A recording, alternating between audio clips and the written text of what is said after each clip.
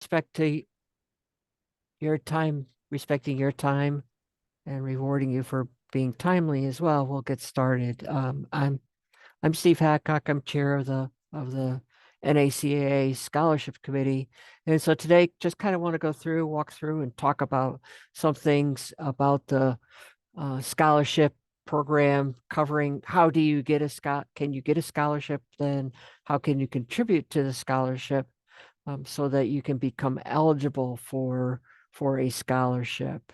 So start off, I want to introduce you to none of the vice chairs can make it today, but I want to make sure that you, depending on what region of the country you're in, that can put a face to the name of your committee vice chairs for your region. Of course, always would strongly recommend that you first start with your state chair if you have any questions. But if they may refer you to the regional chair or regional vice chair to be for an answer or something.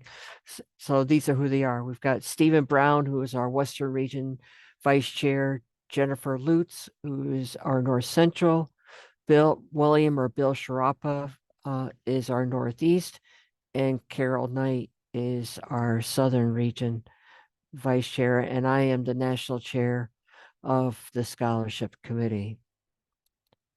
So what is the scholarship program, or how does this all work? And pardon my being basic if you do understand it, but I think it's still good to review this to make sure everyone that's on here and watching this and may watch the recording understand that there are two key components to the NACAA scholarship program. The first one I want to highlight is the NACAA Educational Foundation. The foundation is a 501c3, so that means that all of the donations made to the foundation are tax deductible, and they're the caretakers of all of the money that is donated. They are the ones that invest it, and have done a good job of investing the money. They use a company to help advise them on their investments, and they've been able to nicely grow the amount that's in the foundation that they're the trustees of, the amount over the years, quite nicely. They are also the ones that that I work with as the chair to negotiate or learn to determine how much money they're going to make available annually for scholarships. So I meet with them, or they typically in June or thereabouts would meet with them, and they will give me a number of how much they're willing to put aside or allocate for scholarships for a given year, and then that's the amount that I and the vice chairs have to work with when making determinations on awarding scholarships. So what does the NACA Scholarship Committee or program do? We have what I would say would be two major functions. One is fundraising, and there we'll talk a little bit more in a little bit about how you can contribute to the scholarship program, and why if you got to be in it to win it. So you need to make some contributions to be able to receive a scholarship. But then, so we at the NACA AMPIC, we do a silent and live auction. Talk more about that in a moment. And then also we are the scholarship, the chair and the vice chairs are the ones that will make the determination of who will receive a scholarship, and then how much will be allocated for it. Just want to pause here. I didn't include a slide on this, but I think it's important while we're talking about the scholarship program. What's kind of the process, the flow. We'll talk about deadlines in a minute. Actually, let's go on. And I'll get to that when I come to it. So here are some examples of what scholarships can be used for. You can attend other conferences such as the American Society of Horticultural Sciences, the American Dairy Science Association, even yeah. So those kinds of meetings. It escaped me what I was thinking of. Professional development within state, not, and I guess I should qualify that, not necessarily from your university, but there may be some type of professional development within the state that will help enhance your profession as an extension educator or as extension agent. So you may um, can apply for a scholarship to attend that. For example, Homeland Security.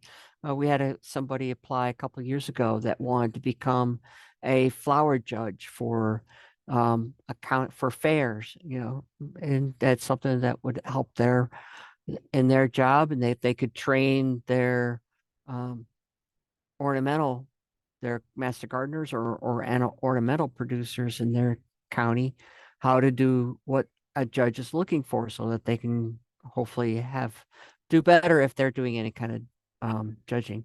Tours also, other states and countries. The tours by Thor right now are quite popular for people to submit an application for. Certainly, we'll support graduate degrees, members that are going for either a master's or a doctorate degree, and then you can do an individual or group application, but you got to make sure that all of the group members must meet the eligibility requirements in order to receive a group to receive a group scholarship. So here's the scholarship eligibility for this year. The awards are based on the amount, as I already mentioned, are based upon the amount available that the trustees will inform us of. So the maximum lifetime scholarship award for any individual is $3,000. The maximum that can be awarded in any one application period is up to $1,500. In order to be able to qualify for that, what we would say are that first $1,500, you have to contribute at least $100 to the scholarship foundation. And in order now, if you wish to get an additional $1,500, you must donate another $100 to receive that additional $1,500. You can see there's a link or website for the scholarship criteria, which spells this out and much more about what the criteria are to be eligible for a scholarship. So you can visit the NACA website for that. Just so it started this fall or fall of 2023, but for 2024, there are two opportunities to apply for a scholarship. Either June 1st, which is what has been typically the deadline for scholarship applications, but we just started as of December 1st of last year, and again December 1st of this year, we'll have another round of scholarship or we'll be accepting another round of scholarship applications. The application process is the same for both, and what I mean by that is that donations must be made before the end of the AMPIC. So for this year, that means that in order to be eligible for a scholarship, either to submit one for either June 1st or December 1st, sorry, I was going to correct that.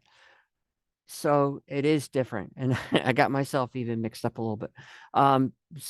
So to be eligible, for July 1st, you have to have made an application or a submission by August 17th of 2023.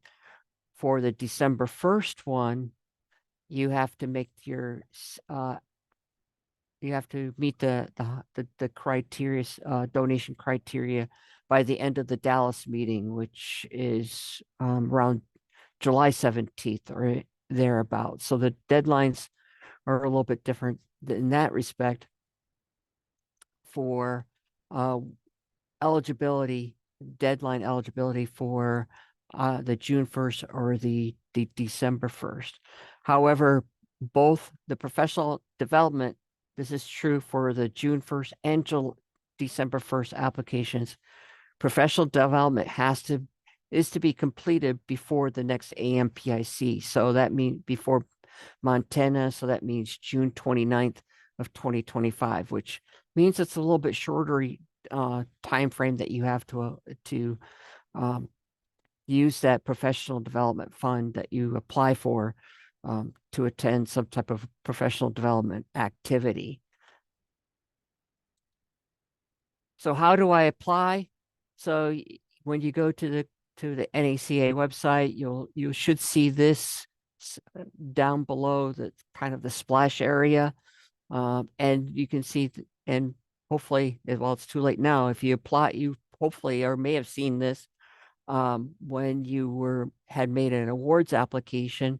You can see down here, there is the scholarship application is what you can want to click on and start the process.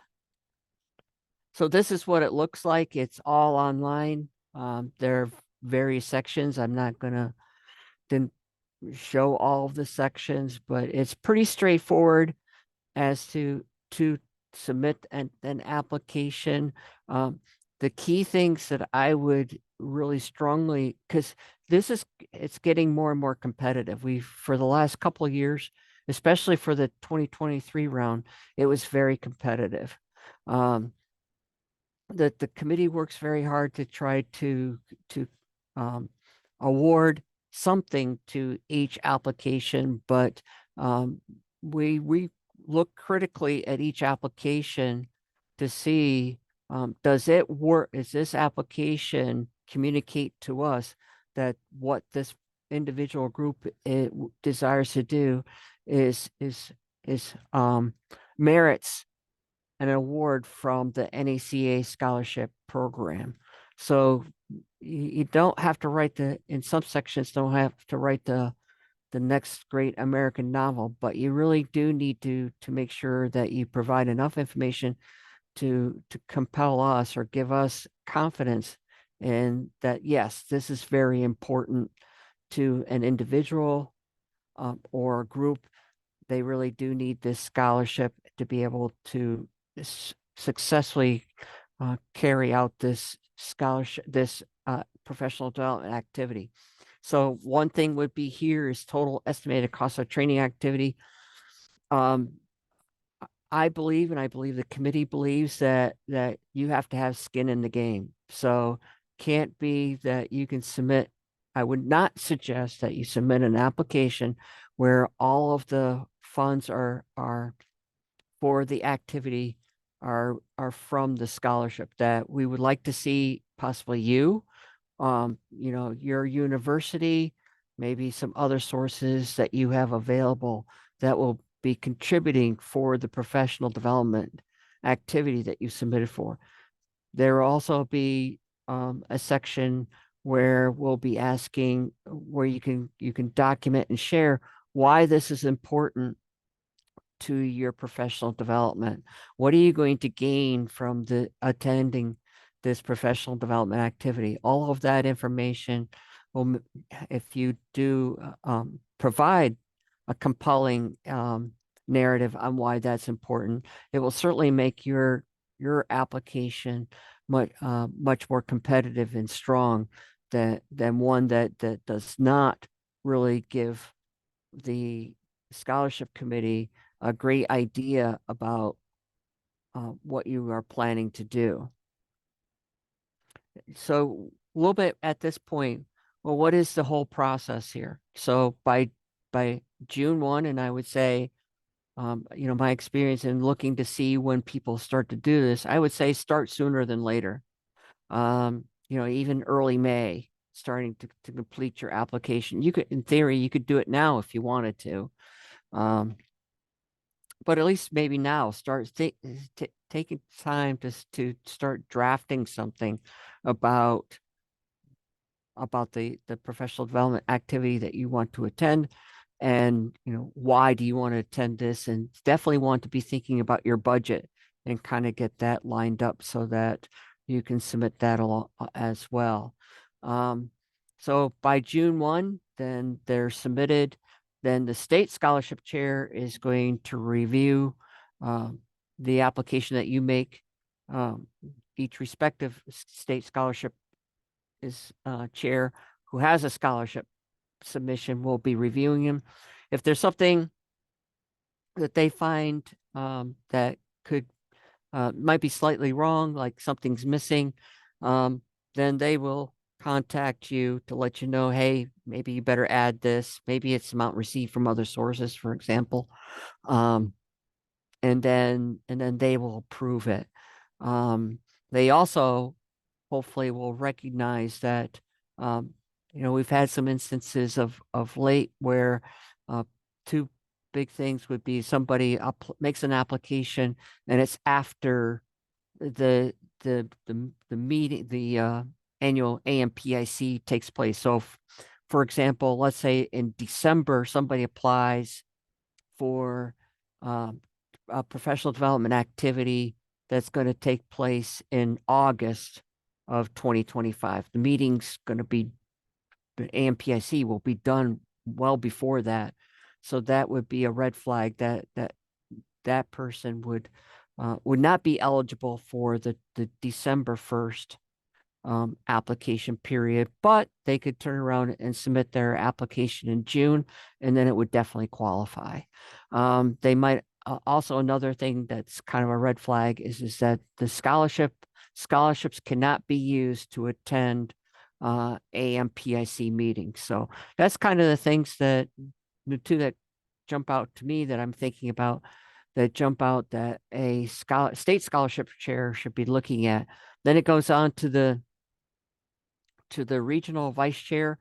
They review it, and then if they find everything in order, that you've met the donation criteria, also look to see when you may have gotten a scholarship in the past, so on and so forth. They approve it, and then it comes to me, and then if I review it and feel all is in order, I will approve it then. And that all takes place hopefully within a 30-day period. It really depends. Next year it's going to be a little bit tighter because the meeting's a little bit sooner than it usually is, but it's generally within a 30-day period that we'll have go through the approval process. If there is an issue with your scholarship application, at the buck stops with me. We will make sure that if there is a concern or something, someone, whether it's vice, hopefully state chair if they catch it, but the vice chair or I will get in touch with you and let you know about our concern about your application. And if it's something that can be um, corrected, we'll allow you to. If not, then we will encourage you to apply again. You would have an opportunity to apply in December of this year if you miss it. Something happens with the June 1st deadline. So how can you donate? You can make a donation right now, and it would count for December, for example. You can go to the NACA website and you can see that you can make a donation right now, and it is through PayPal. Or and then you could also just send in a check as well. The check, if you're going to mail a check, it should go to the NACAA Foundation Chair, which is Chuck Schwartau in Minnesota. That Chuck's contact information is on the website, NACA website. Then there is the AMPIC as well. There's a scholarship, and then so any they are $20, and you will get if you don't win for sure, you will get your $20 will be or any factor thereof. We have people that say the heck with it, just want to reach my threshold, we'll get 5 raffle tickets at the AMPIC, and then they've met one of their investment level. Or you may donate an auction item to the NACA meeting. You could start doing that right now. Actually, if you wished, you could go to that bit.ly website and add something in there now that you wish to to donate for the Dallas AMPIC.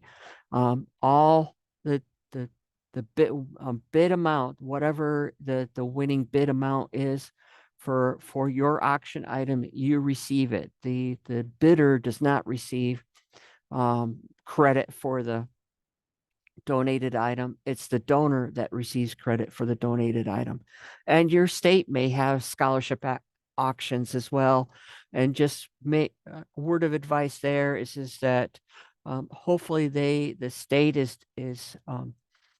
submitting and letting me know um, that we could usually get a bulk amount of what's been raised, but then the state scholarship chair or treasurer should be sending me a list of who what donor received what amount from the state scholarship auction so that I can make that entry into the NACA scholarship database so that you get credit from your state scholarship auctions. So you can also make a monthly donation as well. Just want to make highlight that is that if it's more palatable to make a donation over a year, 2 years, whatever you wish, you can do that. It's as I mentioned before, at the NACA website, you can find this here, the donate to the foundation. That will take you to PayPal, and you can see you can make a one-time or a monthly donation to the foundation, and then you can always go into PayPal and stop it at any time that you wish. So once again, here are the the vice chairs and their email addresses. There I am, and there's my email address. All of this is on the NACA website. If you look at committees, you'll and scroll down or find scholarship committee, you will find us all listed there along with your state chairs. So are there any questions? We're a fairly small group. Feel free to unmute yourself if you want, or I got the chat box pulled up and feel free to type whatever you wish in the chat box. Hi, Madeline. Hey there, Steve. Thanks for this good information. I had a kind of a tight timeline thing that I was just curious about.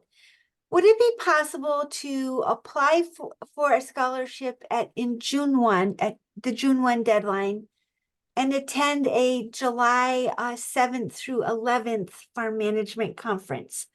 That's only like 6 weeks after the deadline. So is that even possible? It is not because Dallas is going to be The following week. the following week, right? Yep. But if something like that happens again, just keep it. So for an example, if you don't mind, if you could have applied in December for it, Okay. and you So would have been next year, that if this conference is happening again next year, I could potentially apply in December for then the 2025 conference. correct. And I Okay. would say that because Montana is going to be so early next year, I think there may be a strong possibility that might happen again if they tend to hold this conference in July or August. Okay. Good to see you. Yay. Yes, good to see you. Any other questions?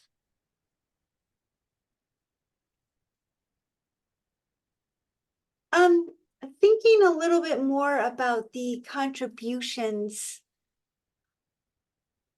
So when you donate an item, that counts towards the contributions?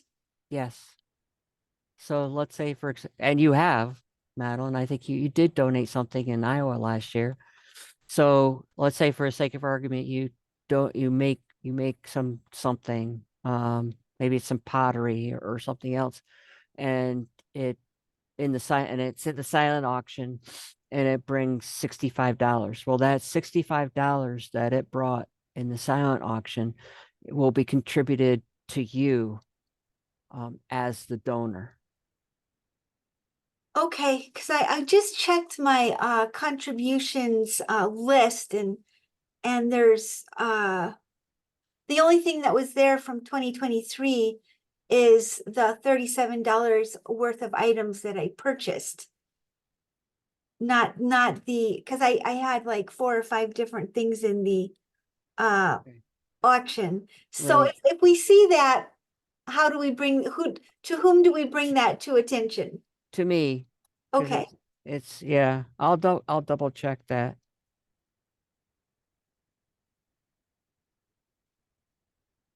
So I guess that's just something to tell like folks to, is to just kind of check and make sure your contributions are recorded properly. Exactly. That's a good valid point. That's a good point. I haven't been too worried about it because I wasn't considering applying for the scholarship, but now that I am, it's like, oh, I better make sure that I have those things in there. Exactly. Exactly. Good. So I'll go double check that, Madeline. If necessary, I'll make some corrections for you. Okay, thanks. Sure.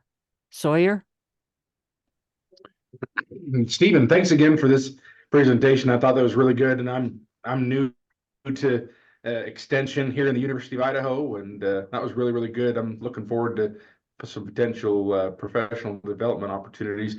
Question that I've got is, and maybe I don't know if this deals with this committee particularly, but this is going to be my first year attending an ACA conference in Dallas this year. And I know I think there are usually some first timer attendee scholarships for reduced registration. Does that go through this committee, or is that a separate deal altogether? That is actually so if I heard the question correctly, you're and Scott chime in here. Is it waived or reimbursed for first time attendees? Um, it is a $250 reduced registration fee. So when you register, you will see that fee automatically lower than a non-first timer active member's fee. Okay. Years ago, Sawyer, it used to be free and waived. There was no fee, but to be honest, it got to the point where that was very expensive for the I I'm mean, it sure. was ultimately the association was basically donating about $40,000 a year in registration fees, which ultimately we had to kind of work into the cost to active members. And so we they couldn't they couldn't they wanted to continue offering some form of assistance, but could not afford the $40 to $50,000 a year that it was costing. Otherwise, we'd take a hit. Yeah. And we ultimately, most people don't realize this, but we budget this meeting to break even. We don't budget to make a profit, which is why our registration fees are lower than many other association related conferences. But anyway, it's $250 less. Okay. Awesome. Thank you for the clarification, Scott. Appreciate it. And so yeah, I would just say check with your probably already have, but check with your state association or your university. They may have some travel funds for you as well to be able to attend. Okay. Will do. Thank you. Sure.